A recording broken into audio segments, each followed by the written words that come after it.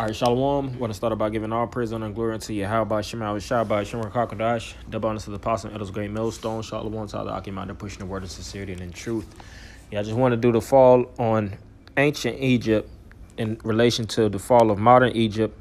We know America being the symbol of Egypt, modern Egypt, because this is the place or the house of our bondage. You read that in Exodus, the first chapter, where it speaks about the Pharaoh that knew not Joseph.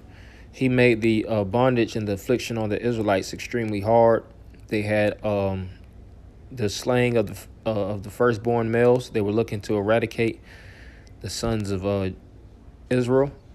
You know, aggressive depopulation on our nation. They put us in the worst conditions, you know, and they made us build treasured cities. As it is written, they built treasured cities, Pithos and Ramses.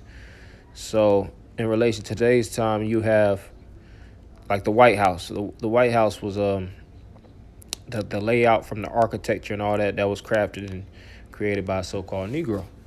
You know, the mass majority of these cities were built and manufactured these industries.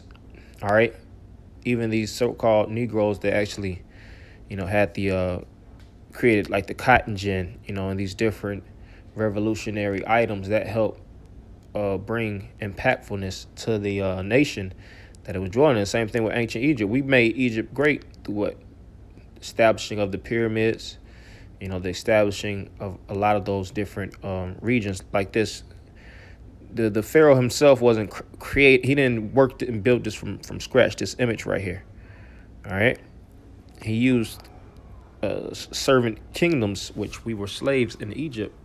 You know, amongst other nations, they put other Hamites down, but predominantly Israel, you know, even going back to Joseph in Egypt. But it says the ancient Egyptian empire is one of the oldest and longest ruling empires in history. The empire spanned over 3,000 years. Yeah, and even when you're dealing with America, that's how you know America's a degenerate kingdom, because America was established officially in 1776. And for it to be in the conditions that it is in, you know, within, you know, a short time space, that shows you that this kingdom is weaker. That's why when you read in the book of Daniel, it speaks about the fourth kingdom, which is the kingdom of iron.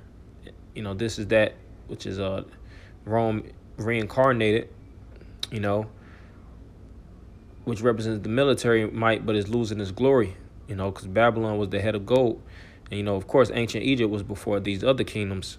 But the fall of Egypt, just like the fall of Babylon, just like the fall of America. But it says, I just want to jump down. Well, I just read it. During that time, the empire rose and fell as power shifted from one dynasty to the next, and the occasional invasion from neighboring empires.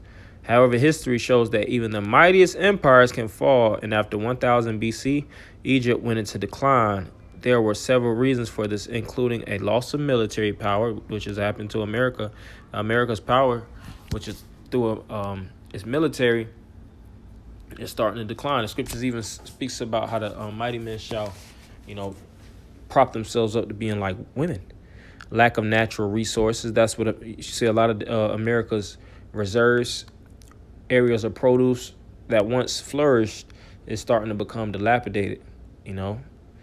And it says in political conflicts, and you're starting to see how the political, you know, system is torn asunder. The scriptures speak, and you had that in ancient Rome, the plebeians and the patricians.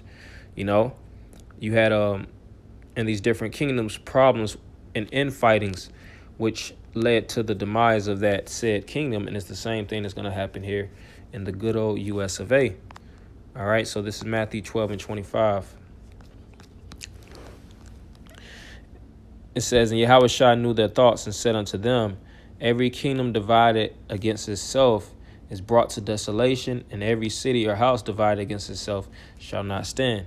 Yeah, and one of those times, and in that time of ancient Egypt, what did the Lord do? He set the Egyptians against the Egyptians. You had the North versus South Egyptian wars, and it's the same thing now.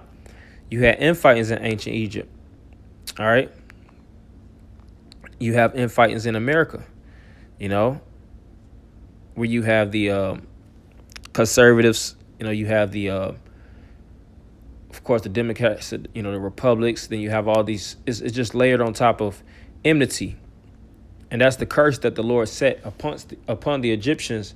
He cursed their military. He cursed their unification. He cursed their resources. You see, he started to like the scriptures speak about the Lord moving on Egypt, and we've seen those instances, and it's all written. It's inscribed in the book. So we can compare and contrast and see America's fallen. That's where you have the elements to extrapolate truth and have the, like the scriptures speak about being a seer. You can see afar off. We see the end of America. All right. This is Isaiah 19:1. The burden of Egypt. Behold, the Lord rideth upon a swift cloud and shall come into Egypt.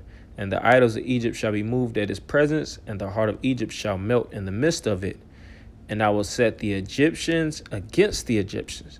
Right. So the Lord is going to set a particular people that's supposed to be of one against each other. The Lord did the same thing with Israel. All right. When we fell as a nation, the Lord set the northern and the southern kingdom against each other. That was all through the Spirit. And shortly after, that's when we lost and we got plucked apart. One towards the Assyrian captivity, the other one towards the Babylonian captivity. All right. And we're seeing America starting to get plucked apart. And they shall fight everyone against his brother, and everyone against his kingdom, city against city, kingdom against kingdom. And every kingdom divided against itself shall not stand. All right. So we're seeing the end being manifest. And I just want to make this short and sweet. Hopefully, brothers will edify. I'm going to end by giving all praise, honor, and glory unto Yahweh, by Shema Rashah, by Shema Kakodash, the abundance of the apostles and others, great millstone. Shalom, Makim.